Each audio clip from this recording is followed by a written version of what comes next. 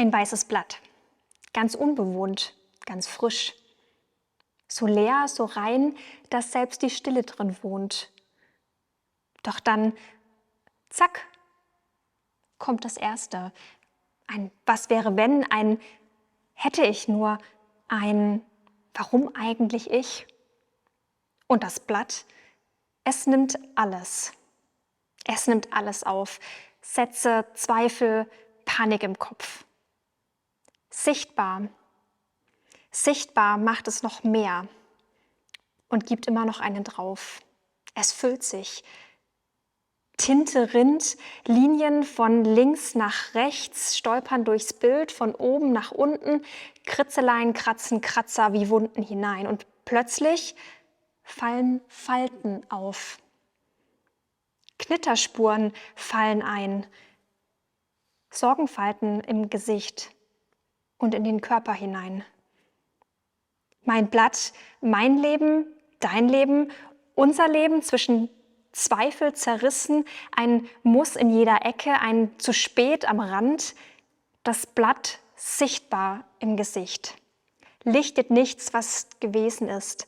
Es zeigt mit jeder Faser des Körpers, es sind Sorgen darin.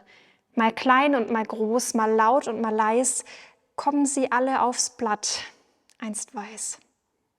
Und dann ein Satz, leise doch ganz klar, wie ein Flüstern im Sturm ganz nah. Alle eure Sorge werft auf ihn. Und ich halte dieses Blatt, alles darauf, alles, was drückt, was zwickt, was belastet, mich hastet und mir den Schlaf raubt. Knüll es immer fester und fester.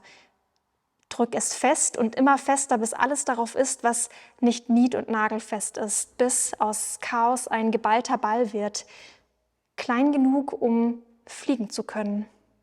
Und ich werf's. Ich werf's jetzt ab. Nicht ins Nichts, nicht einfach fort. Nein, ich bringe es zu Gott. Dorthin, wo Last zur Ruhe kommt, wo unsere Sorgen Platz finden, ohne uns zu zerdrücken. Dorthin, wo Annahme geschieht und die Liebe lebt. Und plötzlich bleibt zurück einfach nur Leere. Doch nicht schmerzhaft. Doch was wäre, wenn diese Leere Freiheit ruft? Frei sein, ein neues Weiß, ein neuer Anfang. Und diesmal nicht mehr allein. Denn meine Sorgen sind in dir, Gott, geborgen. Denn auf dich ist Verlass und die Hoffnung, die strahlt ohne Unterlass.